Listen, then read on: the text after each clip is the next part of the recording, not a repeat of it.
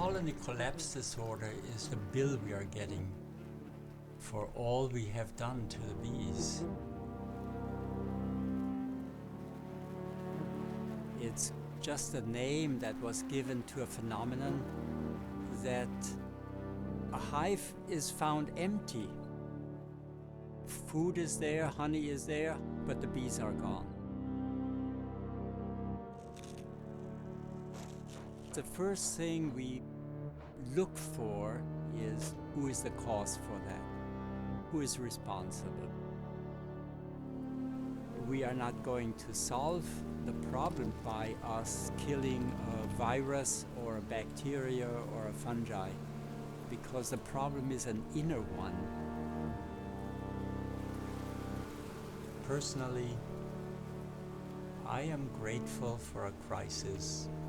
The crisis will give us the possibility to learn something if we are willing. If the heart opens up enough to tell the mind something.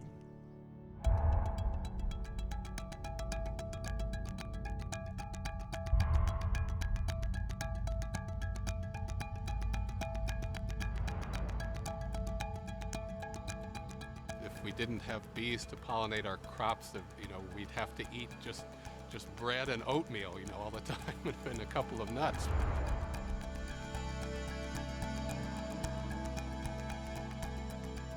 Se muoiono le api non c'è più l'agricoltura, non c'è più l'agricoltura, perché le api favoriscono l'impollinazione e quindi garantiscono la crescita dei frutti e garantiscono a noi di poter sopravvivere. The honeybee is important because we depend on it to pollinate 40% of our food, a tremendous amount of what we eat. So that's to say, 4 of every 10 bites of food you consume, you would not consume if not for the work of the honeybee.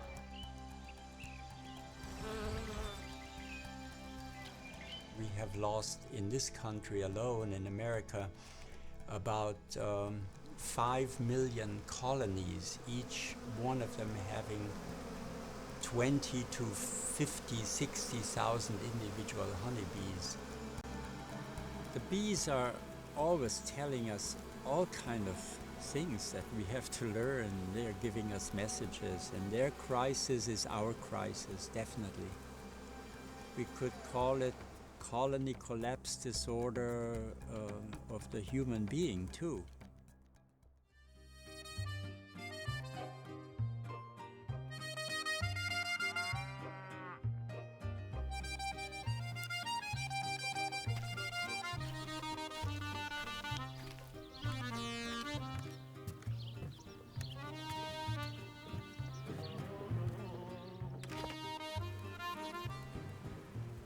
Look, full honey.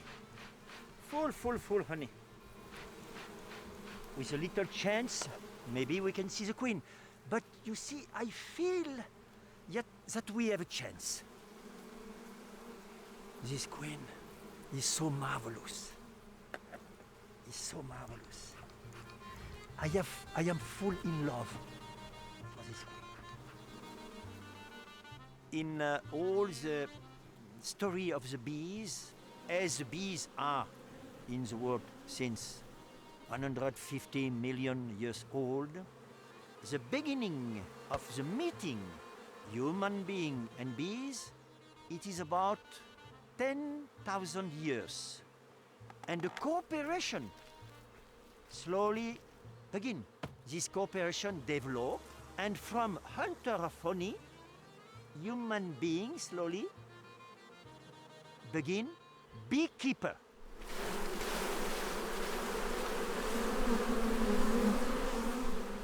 Beekeepers, they are chosen by bees.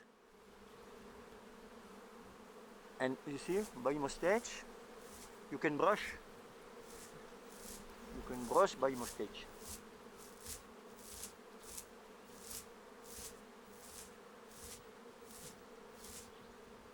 And they like.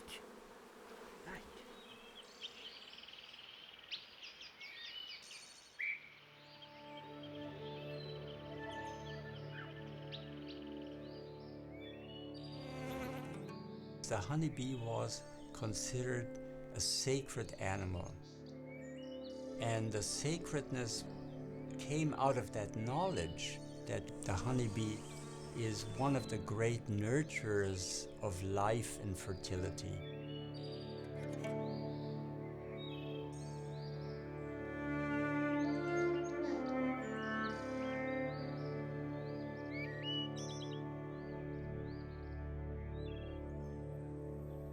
The honeybee came out of the mystery centers, places where there were initiates and leaders of mankind who guided and impulsed and inspired the various civilizations that we have. The ancient Indian, the ancient Persian, the Greco-Roman civilization, the Egyptian Babylonian civilization.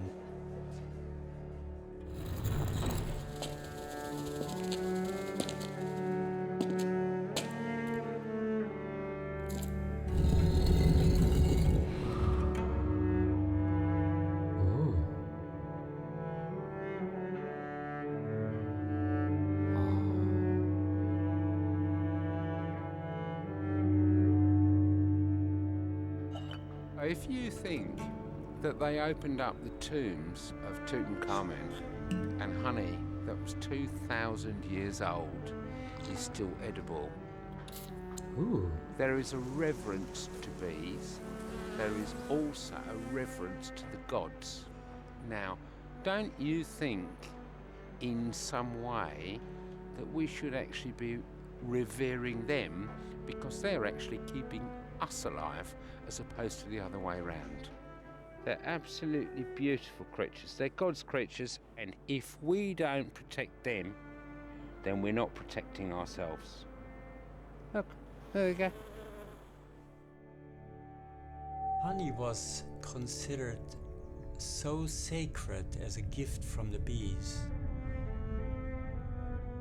The honey was not sold until the end of the 19th or into the 20th century.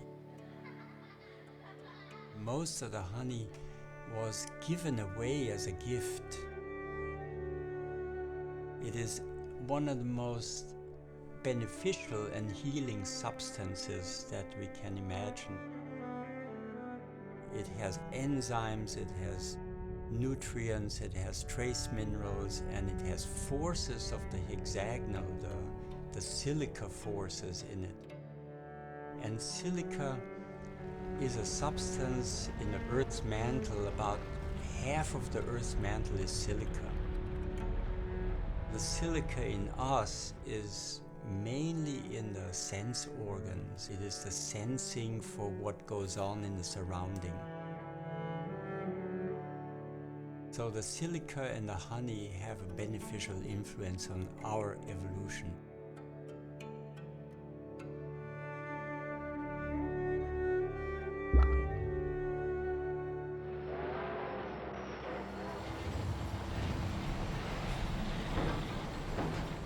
Mainly from the 19th century on, we have gone into controlling nature more and more, and we have lost that feeling for the sacredness.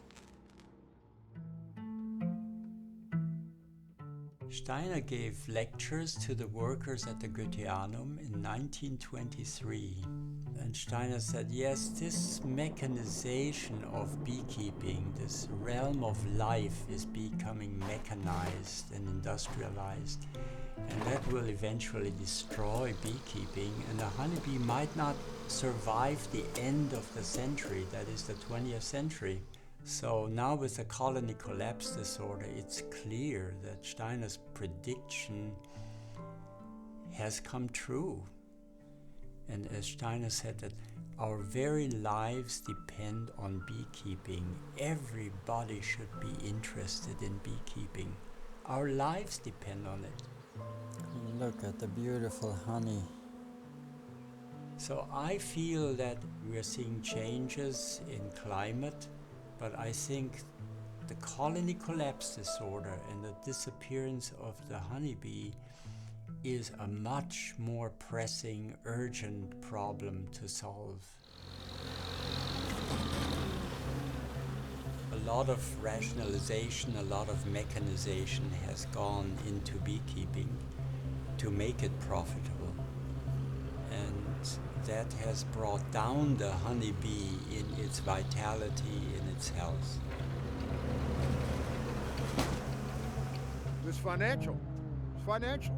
We're accepting things that aren't ideal for the bees because we have to for the business that we're in, and we're in the business to stay in business, so we have to do it. You're going to take 10, he's going to take 14 when you're done here. Now, we are a mobile industry. We run hundreds of thousands of miles every year. Without the almond growers and the high price, we would never have survived.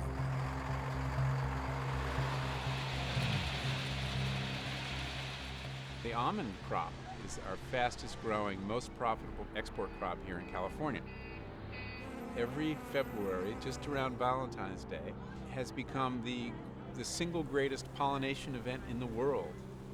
Bees from the entire country, far away as New England and Wisconsin and Minnesota and Florida, get on trucks in the middle of the winter, and 3/4 of all bees in America come to California to perform this absolutely critical act, where they have to be woken up, strengthened with high fructose corn syrup. I mean, if there's anything more kind of viscerally offensive, it's the idea of feeding the creators of honey high fructose corn syrup. When we feed the corn syrup, we hope that there's enough natural nectar and honey on the hive to supplement whatever feed they get out of the syrup. In Europe and America, they are using a thing called oxytetracycline or tetramycin in the sugar. The bees consume the sugar, they then transfer it up into the honey. Now you eat that honey, you eat that honey, it's got oxytetracycline or tetramycin in it, and you then become resistant to that antibiotic. There is a 600,000 acre monoculture of almonds in the Central Valley. Problem is that every one of those trees, every one of those blossoms needs a bee to visit it. Yet if there is nothing but almonds in the Central Valley, there is nothing to eat for the bees for the 50 weeks of the year that the almonds aren't in bloom. So there essentially are no bees around. It's not sustainable. 2 or 3 years ago, there were not enough bees in America to pollinate the whole crop, so the USDA gave permission to the growers to import bees from Australia. Now, as it happened, Australian bees harbor certain viruses that are unfamiliar to American bees. Israeli acute paralysis virus is one of them. We brought that in to pollinate the almonds. That's where all the bees of America mixed. We've created this great bee bordello, as one beekeeper put it.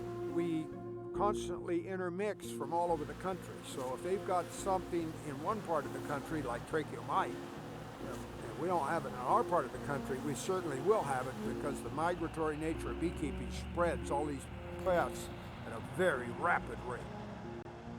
We don't have a single event that causes the bees to go way downhill. It's a little bit here and a little bit there. These semi-load trips, I believe, cause huge stress on it. Once the hive starts getting stressed to a certain point, then it can no longer cope with many of these other things. And that extra stress is just enough to put it over the edge.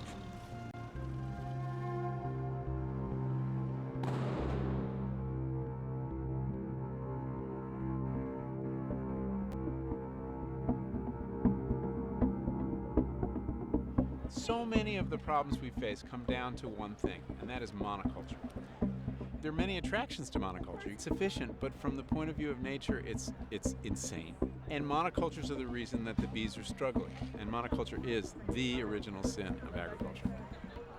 Now, the trouble with monoculture is it's an absolute distortion of the way an ecosystem works. Because what you do with a monoculture is you take your vibrant ecosystem, you destroy it, and then you put in place all the things that you just took out. So instead of having natural fertilizers in the soil, you add inorganic fertilizers. Instead of allowing a natural ecosystem around pests to develop, you have to use pesticides.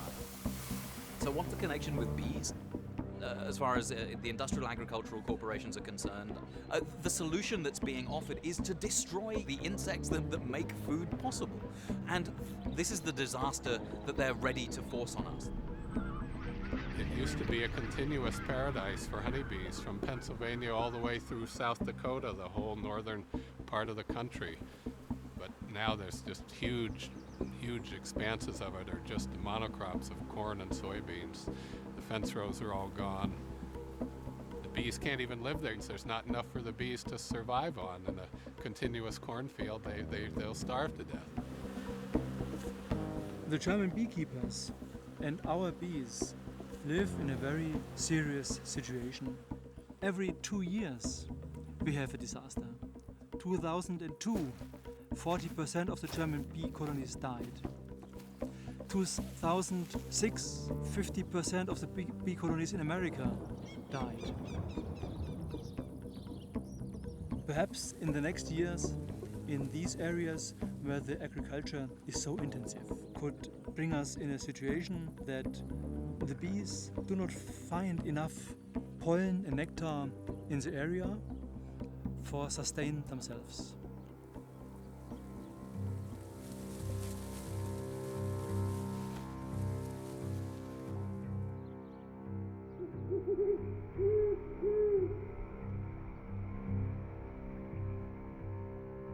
We are in such a habit of exploiting, of using nature for our own ends. And the honeybees right now, I think, are saying, if you continue your ways, I'm withdrawing.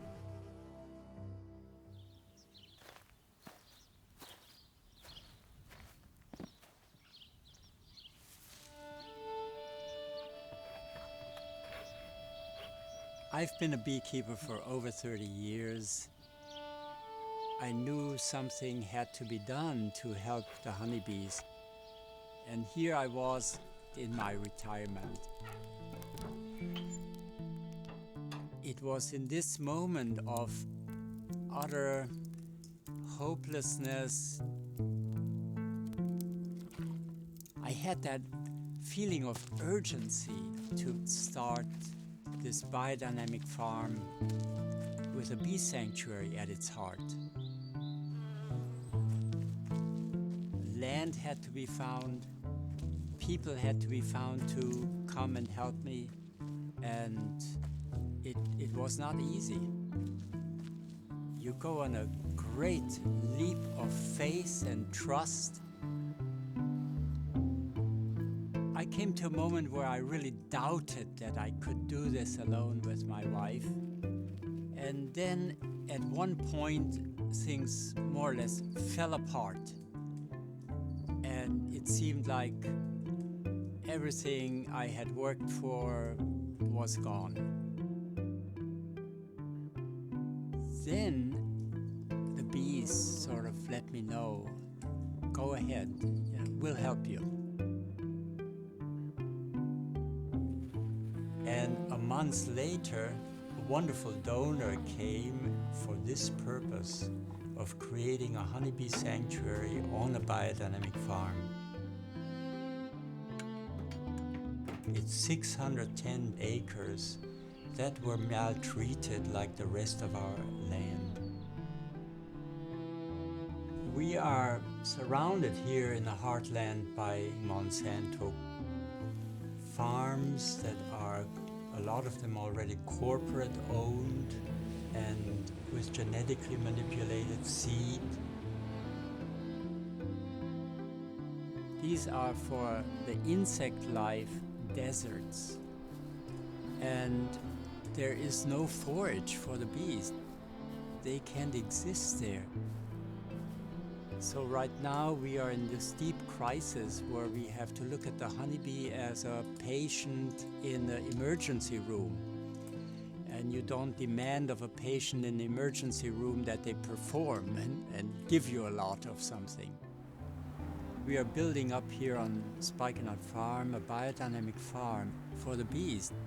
We are enlivening the soil and we are enlivening all that is growing here.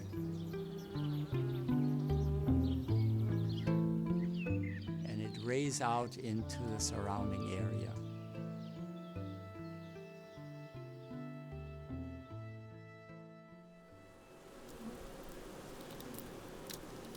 From early humans on, we were quite touched and impressed by the way bees can make honeycomb and by how exact each cell is shaped. And they're all hexagonal.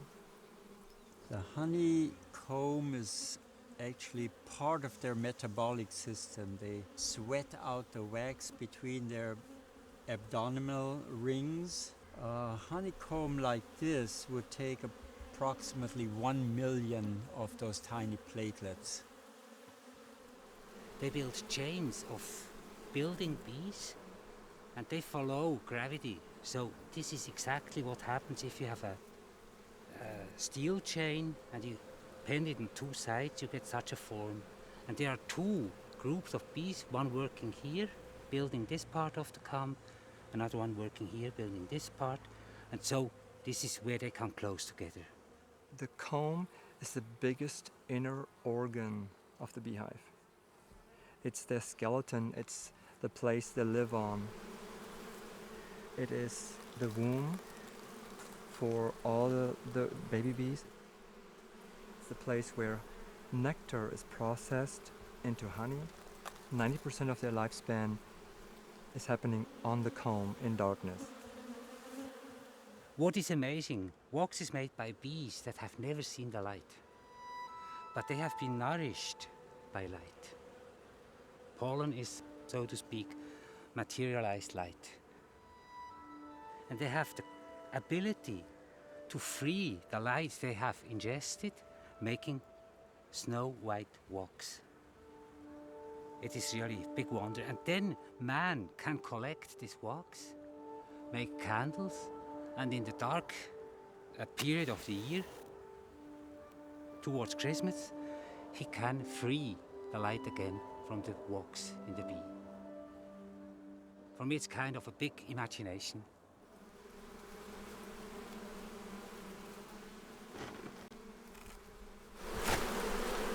In the beehive, all the individual members dedicate their lives for the bigger entity. And sometimes I believe that monasteries are actually imitating a beehive.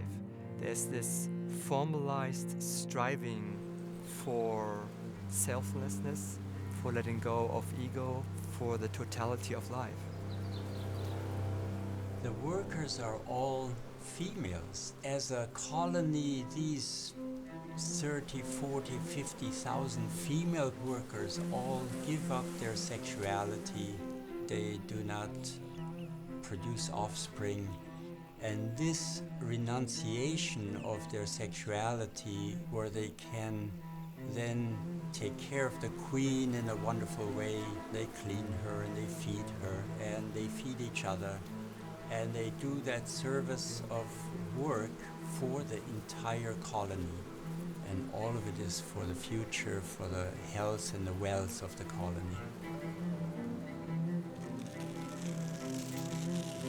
We are entering the inners of this being right now, this moment.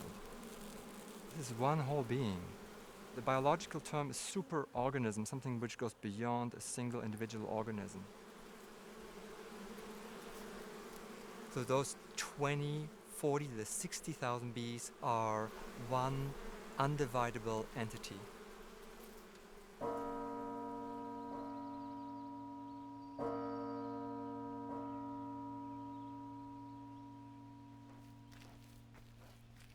If If you go a little bit deeper into the biology of the bee, you realize bees are a picture of a harmony and coherence according to exactly and precise environmental contextual situations.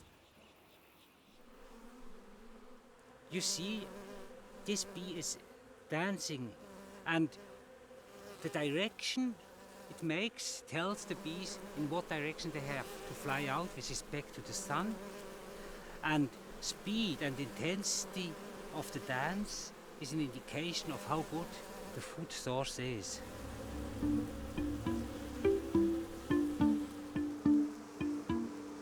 I start to see the flight of a bee like a golden thread in the landscape, from flower to flower.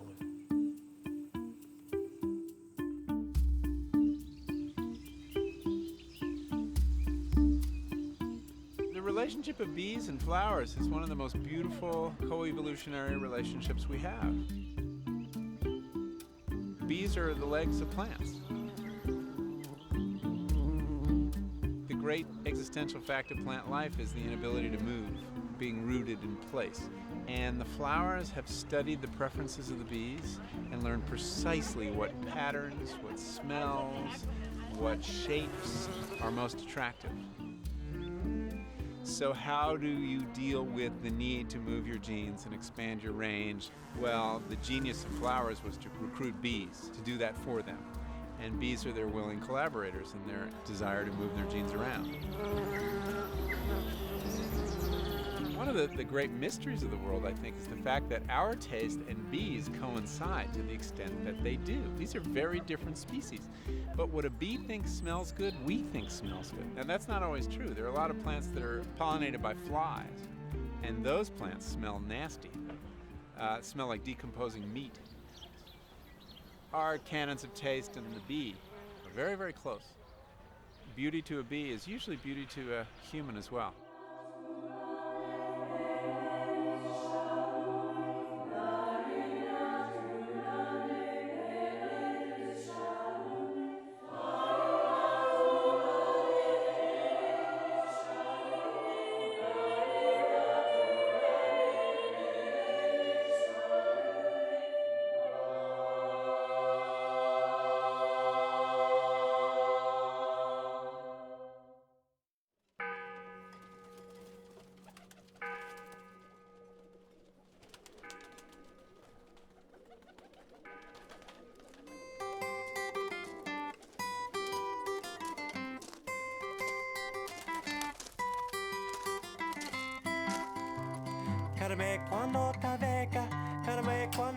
Uomini è un compagno, gli insetti non sono caldi, non li puoi accarezzare, non puoi avere il rapporto che hai con un cane o con un bovino o con un colombo.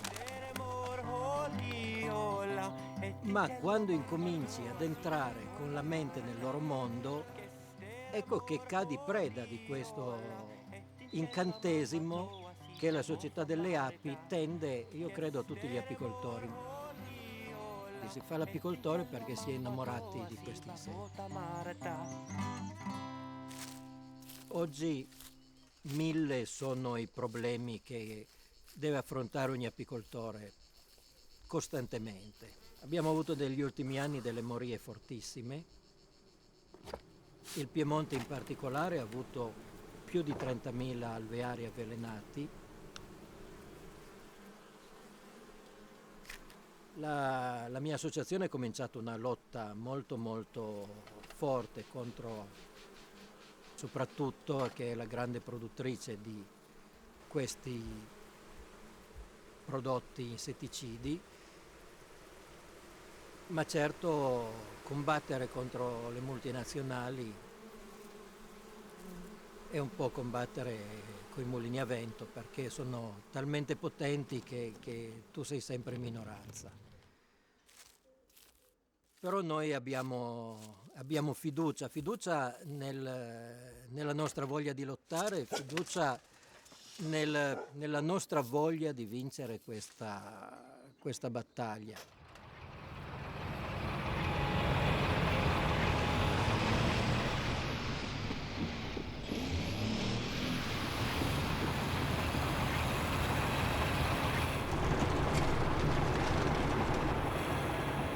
industrial farming is based on chemicals that came from warfare. They were designed to kill human beings, but of course they instantly kill the pollinators. The tremendous death of bees that we are seeing is the pesticides that have been used very intensely. It's a much bigger problem than just agriculture. The lawns that are sprayed is so damaging to so many creatures that are part of the food chain. Allora, le api subiscono quello che per gli umani è l'effetto del gas nervino. Praticamente non riescono più a trovare la strada per ritornare al loro alveare e muoiono. In Europe, accept more and more pesticides. More and more and more hives disappear. The terrible thing is the center of memory of the hive is destroyed by pesticide. They can't discover again colony.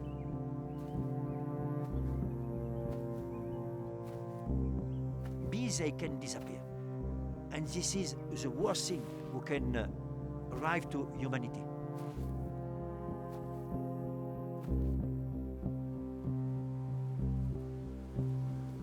I was with my bees and I hear a noise of an airplane, and all of a sudden I see that it is spraying something.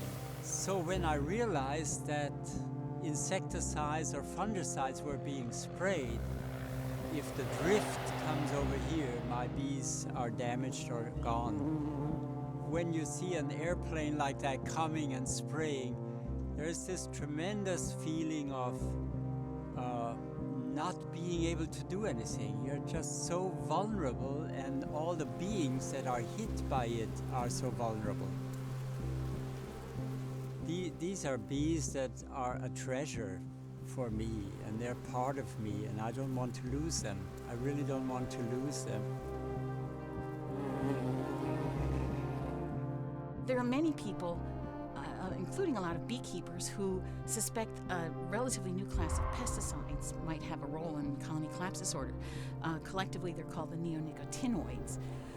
And it's true that they are among the best-selling insecticides worldwide. These neonicotinoids, which are neurotoxic, they target the nervous system, affect the ability of bees to learn and to remember and to navigate, all of which would contribute to an inability to return to the hive after foraging. Bees are gleaners.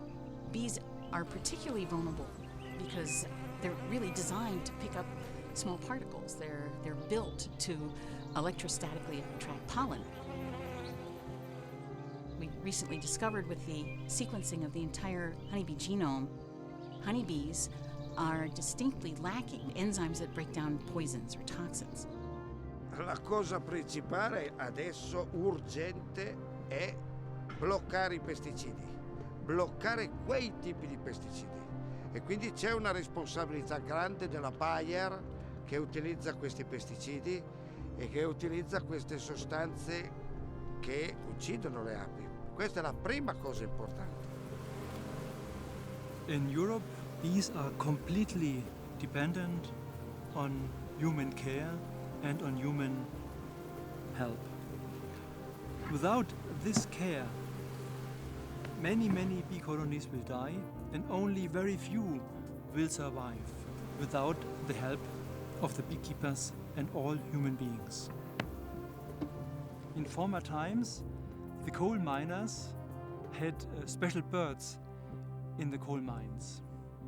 And when the canary birds stopped singing and stayed silent, it was time for the coal miners to leave the mountain.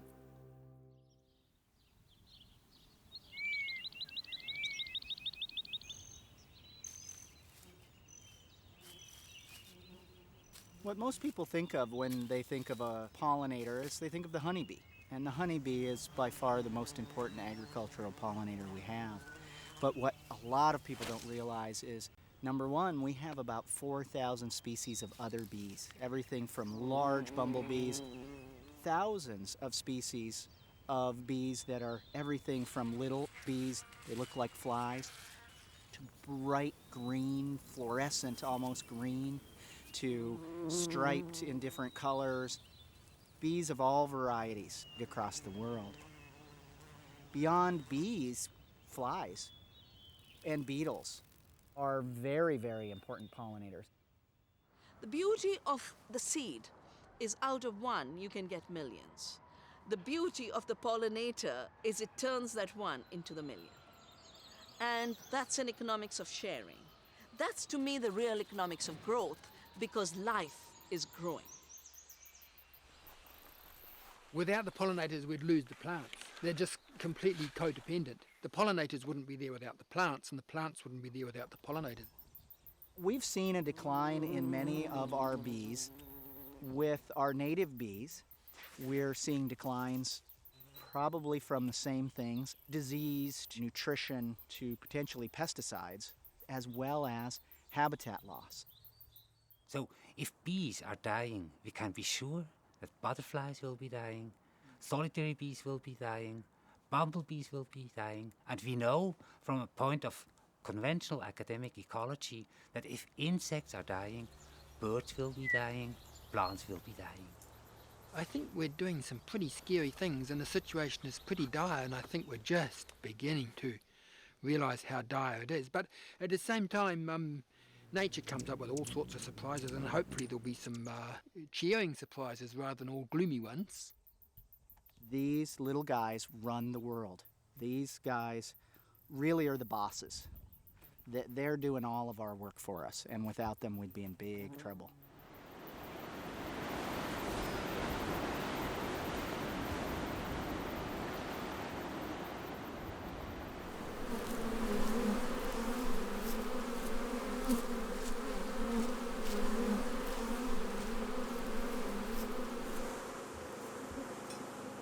This honey that I'm collecting here at the moment, here from the west coast of the South Island in New Zealand, is some of the cleanest honey in the world. I am a honey robber. I steal their honey because what they bring in is what they'd use for the winter. So we actually steal their honey. We actually rob their honey, but leave enough so the bees survive the winter. I'm an organic beekeeper, and the reason is mainly because of what I believe in. You know, it's from the heart. It's not from the dollar's point of view. It's from the heart.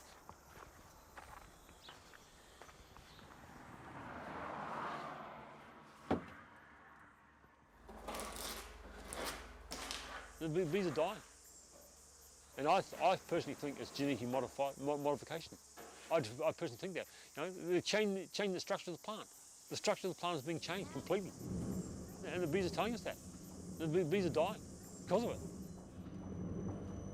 You take genes from an unrelated species and shoot it into the cells of a plant.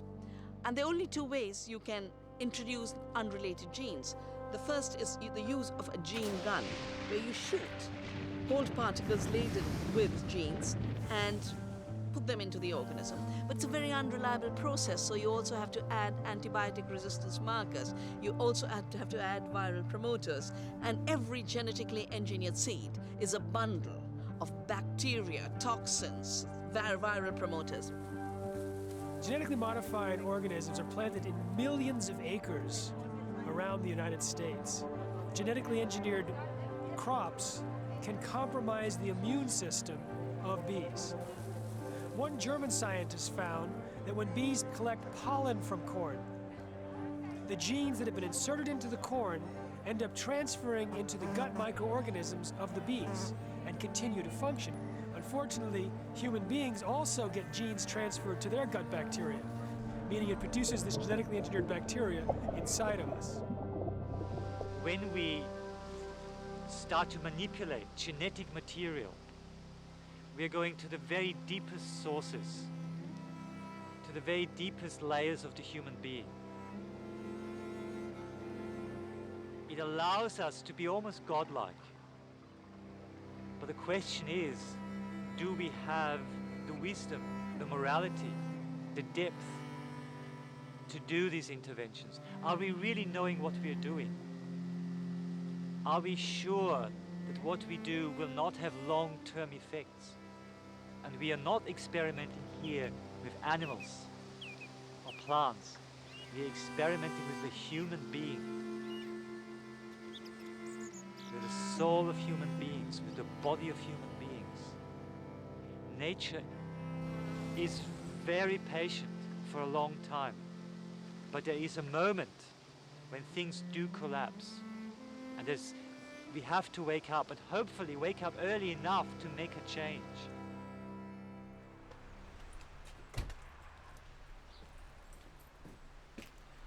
I became a beekeeper in 2003 under rather unusual circumstances. I'd been invited by the local beekeeping association to give them a talk on genetic engineering in relation to bees. And one of them said, why don't you come and look at our bees? And then we opened some beehives, and that's what did it. I was absolutely smitten. One of the biggest challenges to beekeepers was the varroa mite, which is now spread all over the United Kingdom.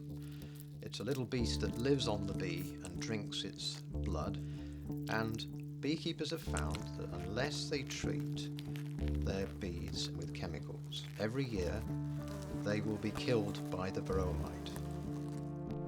I was taught the conventional way of beekeeping and did all the things that my mentors taught me, which includes putting chemicals in the hive. The chemicals I started with was a synthetic pyrethroid called apistan. Clearly, one doesn't want that sort of thing in honey. I was going down a road which didn't really fit with my outlook. In fact, if you get the dosage wrong, you get bee mortality from the anti-varroa chemicals that you use. You are on a kind of treadmill of putting chemicals in the hives. You're postponing the day when the bee adapts to the mite. In the process of trying to kill the mites for so long and using so many chemicals, we're breeding mites that adapt faster and faster to every new chemical we throw at them. This deadly chemical coumaphos has no effect whatsoever on the varroa mite. In fact, the varroa mites treated with the coumaphos did better by some measures than mites that were not treated. So in other words, a chemical that was formerly a deadly poison to them is now somehow being used as a resource. They're becoming stronger and stronger. We've bred a race of super mites. I'm keeping the worry hive to see if the bees can survive with varroa without any intervention with chemicals. This method of keeping bees without any chemicals runs the risk of going for broke, definitely. You could lose all your colonies, but if you are interfering, you're going against natural selection. Okay, this is a Darwinian approach, but the only other alternative is to stay on the treadmill of giving chemicals, year in, year out, forever. In this new type of hive, the bee might be in a better home to defend itself against the ravages of the varroa mite. I'm leaving the bee and the mite more or less to fight it out together. And that is, I think, the goal in long-term sustainable beekeeping, is to let bee and mite co-evolve together.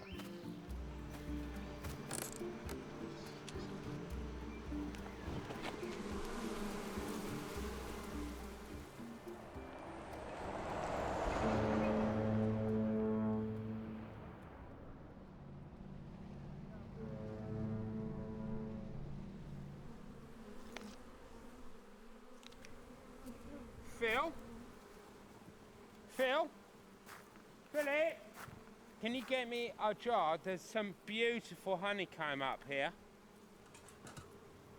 Thanks, Phil. Hey. I'm going to put some honeycomb in this. Yeah? Well, put it in the bucket and send it down later. I was 9 when I started beekeeping, and I learnt it from my stepfather, Ian. Okay. All right. When Philip first started, he actually pestered me into keeping the bees. He, at that point in time, was the youngest beekeeper in the UK. Bees have a sort of weird intelligence, and they can do things that humans can't, like walk upside down. It's kind of the allure of Spider-Man, but sort of like the bad bit of Scorpion. You can, however, feel a little bit of emotion for the queens, who I have named after various queens of England. Some of the names of the queens are Queen Elizabeth I, Mary, who was named after Bloody Mary because she's one of the most vicious hives. There's Queen Victoria, who spawns almost all the time but is fairly stable.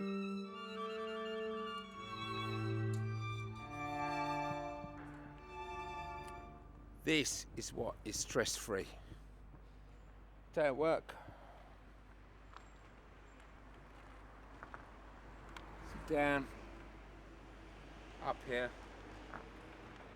Look at my girls. You see the little antennae? It's lovely. She's such a good girl. Come on. Back you go. Back you go. Oh, look at this. And this is Hackney in London. This is what people can do. People say that they can't keep bees. They're lying. And look at that side, dripping with honey. All these girlies, yeah, these girlies here, are putting everything back into the environment. Not me. I'm just helping them. And I just think it's so rewarding.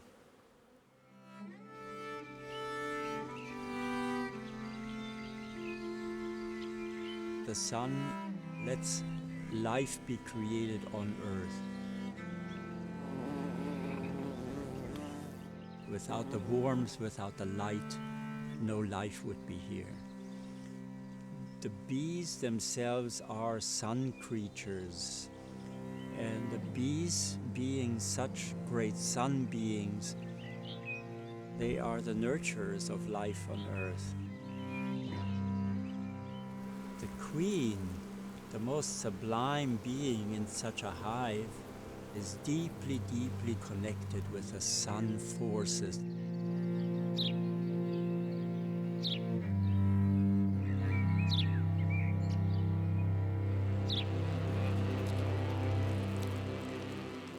When the young queen emerges,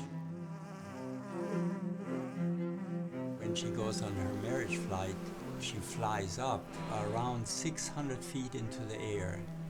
She flies through this swarm of drones and is mated by up to a dozen drones, so that when she returns, she has over 1 million sperm in her, and she can lay millions of eggs over her lifespan.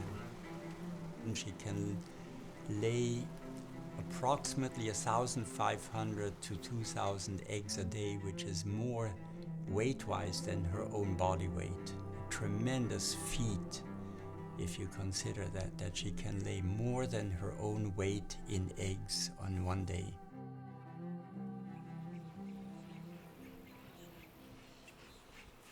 I am a queen breeder. I breed queen bees. I'm doing this so that I can be a commercial beekeeper, so I can make a living from bees. Each one of those will have a queen bee hatch out from it. And the problem with bee breeding has always been this compromise between inbreeding, which is the way of fixing certain traits so that an entire line of queens will all be similar. But if you push that process too far, it ultimately weakens the bee and you've lost the vigor, and once you've lost vigor, you've lost everything. Modern queen breeding has brought the quality of the queen down to a level where the queens nowadays don't live 4 to 5 years. They sometimes don't live even 1 year. So they're susceptible to all kind of illnesses. So now we have to requeen practically every year because the queens don't last long. It's the same with a cow. The cow, instead of living 20 years, has a life expectancy of 3 to 4 years. Not even one guaranteed calf. There are parallels with bee breeding and animal breeding. Chickens and pigs' genetic stocks have been just weakened terribly. They have to be propped up, I mean, almost literally propped up even to stand up so that they can eat. That's the direction we're going in. The biology of honeybees is set up to avoid inbreeding at all cost. And if bees are inbred for very long, they start to become weaker. The artificial insemination of queens is where a young queen, a virgin queen, is knocked out. Sperm is squeezed out of some drones, and the queen is artificially inseminated. The problem I see there is that in nature, the young queen goes on a marriage flight, and that's actually the health of it, that the queen will breed with up to a dozen drones of different varieties. And here we are creating another, like a monoculture, one stock, and that stock is good for a little while, and then it doesn't have the life forces that is necessary. In the beehive, we can actually see what happens if we start to manipulate nature. For a while, nothing much. For 10, 20 years, it's possible to do that, but after 50, 60, or 100 years, you can see the effects of such manipulation very, very clearly. It's very interesting that in one of Rudolf Steiner's lectures, he recognized very early on, if we manipulate the bee civilization on that level, there will be a long-term effect, and we are reaping the harvest we have sown.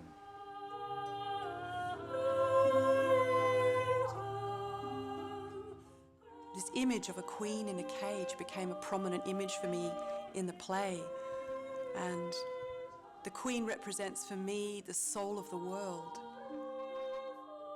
I was looking into this metaphor of the queen in the cage, how bees were being handled in the world today. There's a queen bee just there. So we put her in a cage. I'll cage up all this one, and I can send away and sell to somebody. All the queen bees in cages are being exported to the United States to build up the colonies in the States. This has degenerated the whole strength of the bee colony.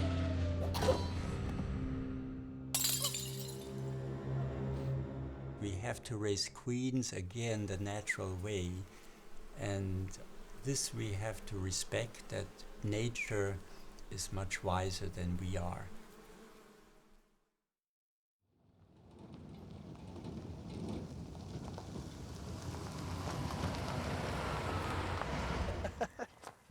There he is. We live with our bees in the bush, in the forest. We moved with them, and you do become very in tune with nature when you live with them all the time. And they have got some magical properties and magical things they do. I think some of it rubs off on us. You reckon? Well, my father was a beekeeper, and his grandfather had a bit of a fiddle before him. So I started sort of getting stung at a pretty early age, belting on the lids of the hives down the backyard, and I remember Mum telling me running up the house screaming with a head full of angry bees stinging hell out of you. Usually you just snap a handful off like that. This gets the smoker going pretty quick. You just push it down in there a bit till it gets a little bit going, then a bit of a puff. Smell the honey. It's a bit odd today. We don't have the trouble in Australia yet with the colony collapse disorder that they seem to be having in America. So I think you're just creating such a big toxic load that the bees have had enough, so out the door they go and look for greener pastures. In West Australia, The use of chemicals is banned for the treatment of hive diseases and parasites. As a consequence, our honey is quite pristine by compared to other parts of the world who have to treat with miticides, etc., which must in turn leach into the honey and give you a contaminated product. This is a bit of fresh West Australian nectar off the Wandoo, and it's beautiful, beautiful, sweet, light flavoured honey. Excellent for toast and crumpets, and yeah, just eat that all day.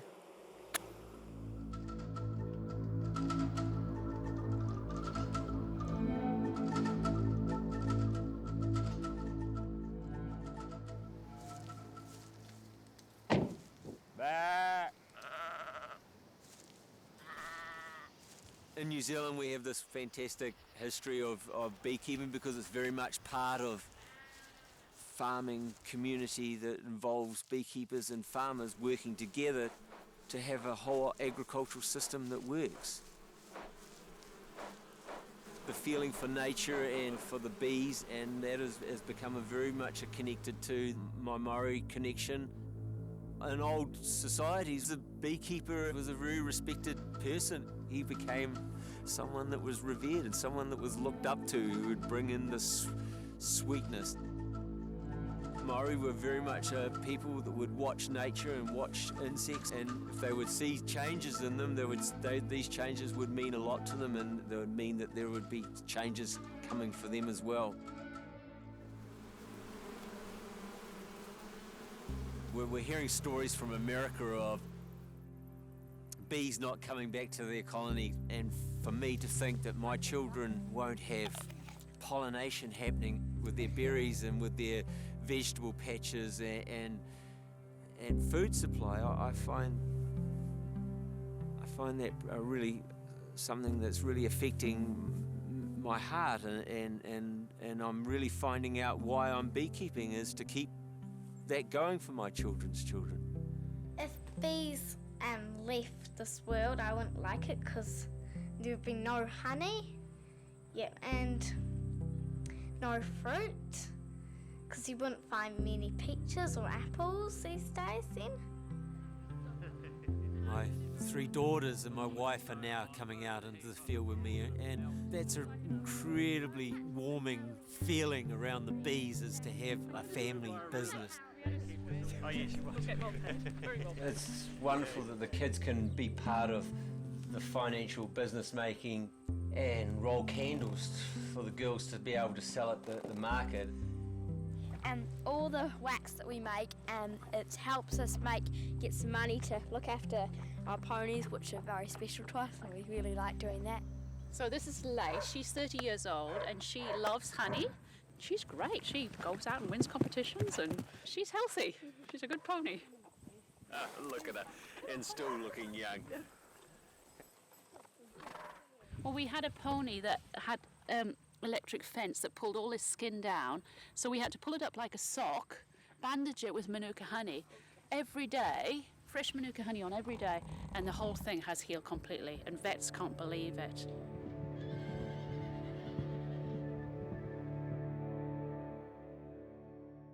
I'm stung, I'm stung.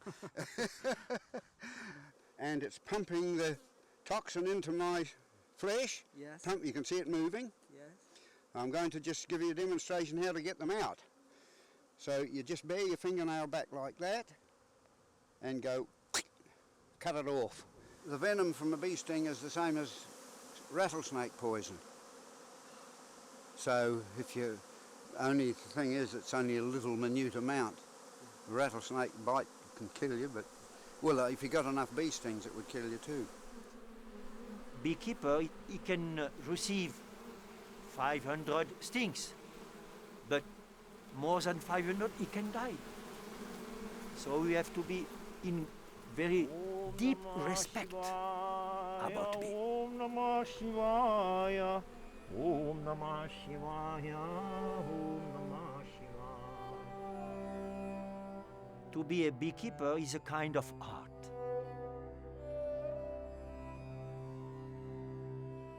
If you are a yogi, if you practice yoga, naturally you can be a beekeeper because you have to be quiet. You have to explore your soul. Bees, life and death. What's particularly unfortunate is that honeybees are often blamed for stings that are inflicted by other hymenopterans. To an entomologist, a yellow jacket is a wasp. It looks nothing like a bee. Bees are sort of brownish and fuzzy. Yellow jackets are yellow and black and shiny, different behavior, different gestalt. But the vast majority of non-entomologists, people are either unwilling to or unable to differentiate. So bees get a lot of bad press that is undeserved. Can you clip this little branch there first? This one right here? Yeah. About to go. Okay. Oops. A swarm, as much as people don't like it, is a natural way of procreation, of guaranteeing that more colonies of bees are there. And at the right time, when the new queens are ready to emerge, the old queen, with almost half of the entire workers, will leave the hive. They swirl around in a circumference of maybe 50 feet, and then the queen lands and alights on maybe a branch, and the rest of those swarm bees gather in a cluster and they hang there until they are either taken by the beekeeper or they find a new home. So the commercial or the average hobby beekeeper prevents swarming, and we have taken that joy, that joie de vivre, that wonderful, invigorating activity away from them. For the honeybee to regain her health, I think we also have to see that the swarming is allowed again as much as possible.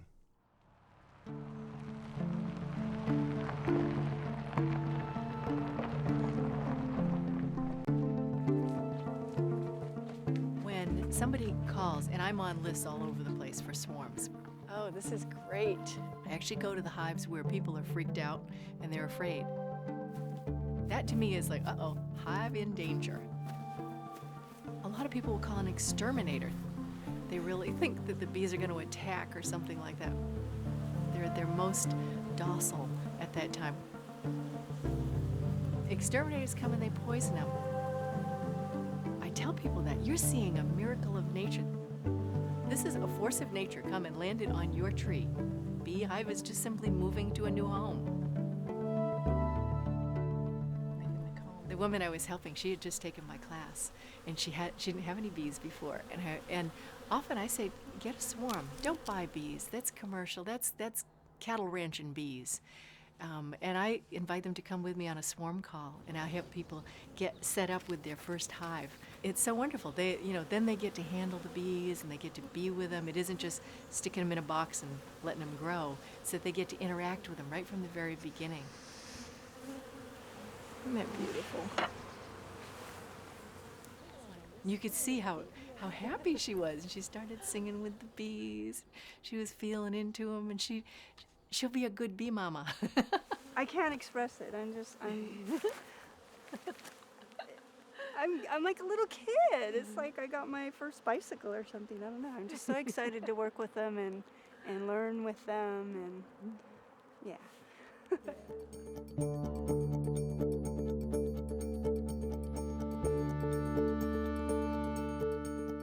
I wonder if bees pee. And if they do, how? My name is Wisteria, and I'm a backyard beekeeper in Portland, Oregon. And we are building beehives and painting bee boxes. I've got my friends and family and members of the Bee Project here. We're tasting mead. Which is delicious. It has a little bit of a sparkle to it. And just sharing with families from Portland what beekeeping is all about.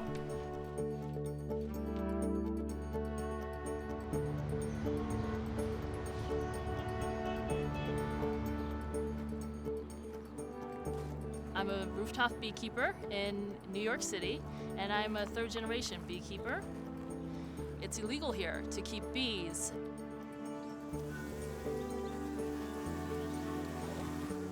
It kind of scares me, it worries me a little bit. I really would like to keep my bees. We're really just trying to do something simple for nature. This is really a crazy moment here as we're doing this. There's a swarm of bees. They look like they're going into that tree right there, which is not, it's just completely bizarre. I'm not sure where they came from, and they're coming closer. It does look like they are sort of aiming right in there, they though. totally are. That's crazy. Yeah, I've never quite seen this happening. I think you guys brought that mojo, honestly. Only in the Bronx, baby. Are you gonna find a swarm?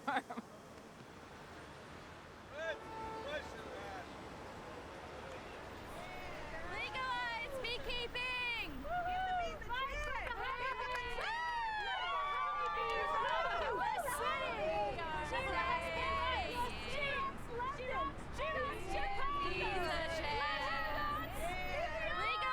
beekeeping!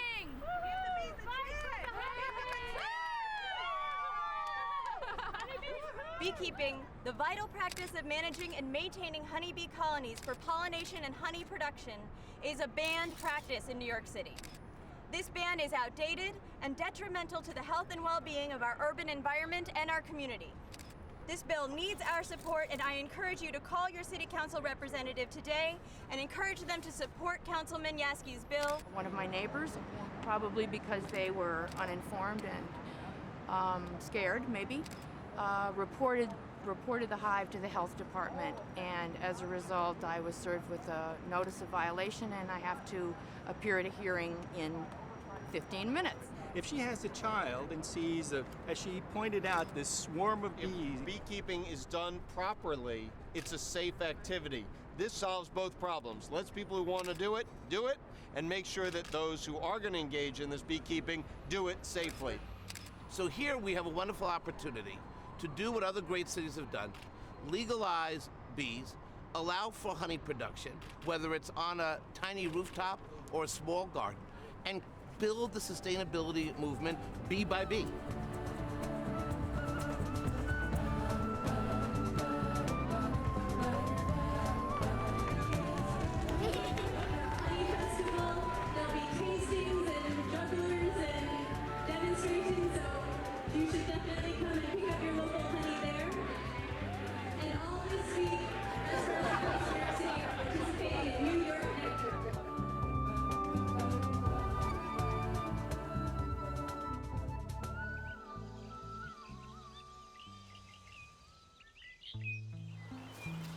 So I'm a beekeeper here at the Center for Discovery. I just had this sense that I had this calling to do service. And so I'm at home, I'm in heaven here. One of the most amazing things about the farm is that we're working with people with disabilities, but by working with them and integrating them into a farm-raised program, they really become individuals with abilities.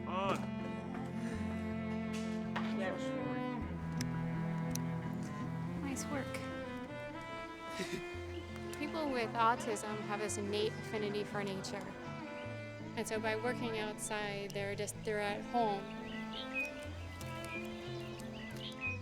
So when I think about colony to collapse disorder, I really hope that we can, as a society, have a connection with nature instead of a disconnect with nature.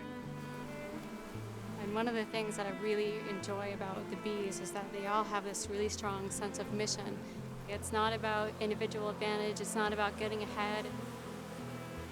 They take on different tasks, like they might start off as a housekeeper and then a nurse bee, and much like we have different roles here. We have integration specialists and skills trainers.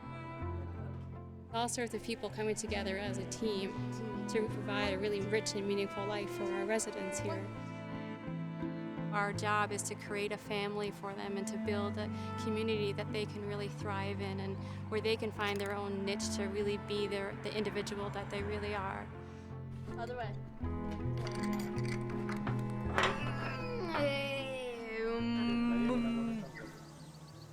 If you take a single bee out of a hive, it actually can't live on its own. It's biologically dependent upon community.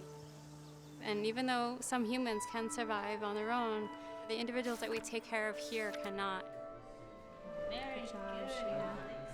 They really are dependent upon a team of people coming together to be of service to them and coming together in all humility, just like the bees do when they take on their individual roles in their particular stage of life.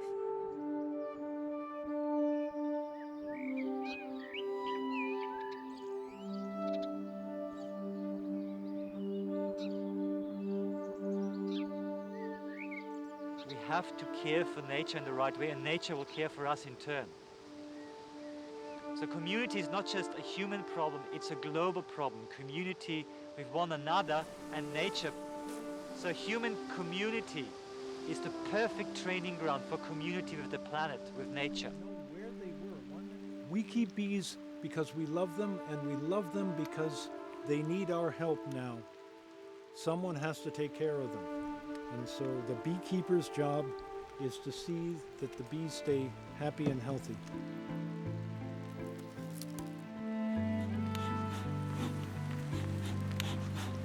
We now have 3 colonies of bees in that garden. The children are absolutely relaxed in their presence. They're aware of the problems of the honeybee. So bees belong to be all over the world, and the great problem now is they are not, because we're creating places where they can't live. That's why we're doing what we're doing here in the garden. We're trying to show you, young people, how to put bees everywhere. Colony collapse, I've experienced it. I'm an organic beekeeper with the best of intentions. I've gone to some hives and they're gone. Problems are here.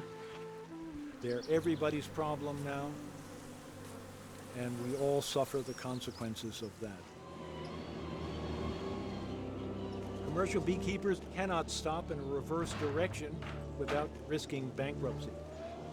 And an alternative to rolling on the interstates 20,000 miles a year would be to go to the various monoculture productions and simply tell them, the writing is on the wall. One of these springs you're going to call for migratory beekeepers and they won't be there for you and you'll be out of business. Why don't you take a small portion of your holdings and plow it under and plant it with bee-friendly crops to sustain those creatures all year long, not just for 3 weeks in the spring.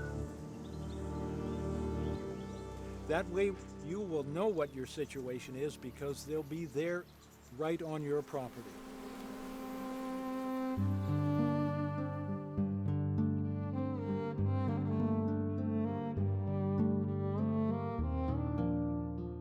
The honeybee belongs on every farm.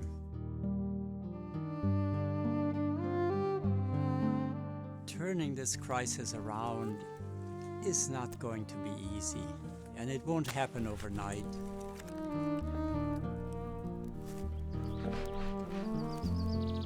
The bees are telling us to become true caretakers. And the only solution is creating a surrounding of wildflowers and forage and diversity. Without foundation. Look at Spikenard Farm has been not only a challenge, but the variety of tasks for me is just at times overwhelming. You can't manage everything alone. And the help from other human beings and other beings has to come in. Even in 2 years now, a much greater variety of insects are coming back. It's very deeply satisfying. And honeybee sanctuaries are springing up like mushrooms in this country.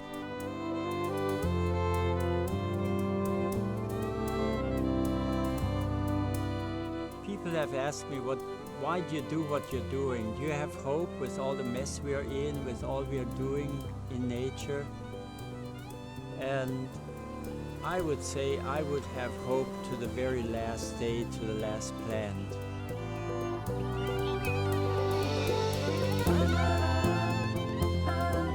The bees are the most exquisite beings. They show us what this service can be like.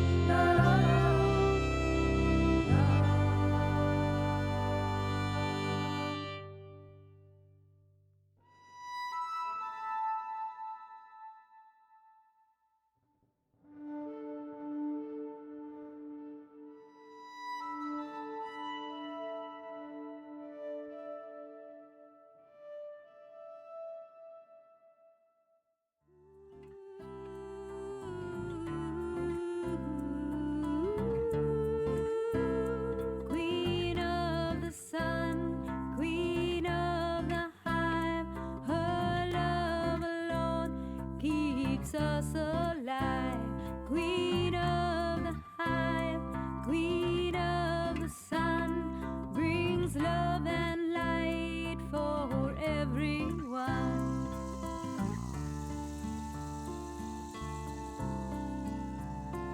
Queen of the sun,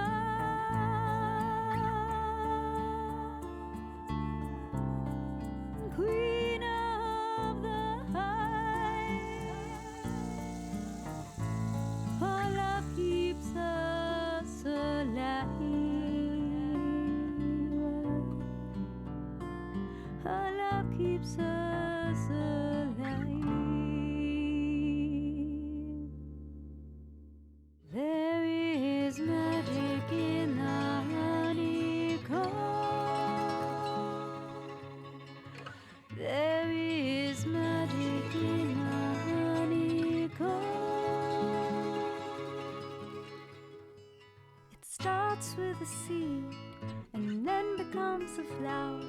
Along comes a bee and they dance for hours. There's mystery in between and things we've never felt or seen, but we are learning.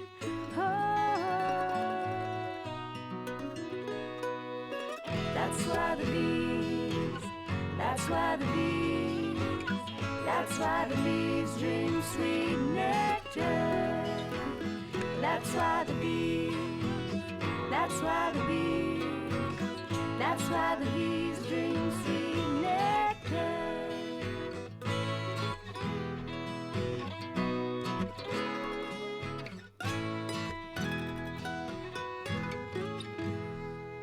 I feel like a bee, searching for something sweet. I'm finding just a little bit in everyone I meet. There's perfect orchestration in this crazy, crazy, crazy world. And I'm learning, that's why the bees, that's why the bees, that's why the bees drink sweet nectar. That's why the bees, that's why the bees, that's why the bees drink sweet nectar.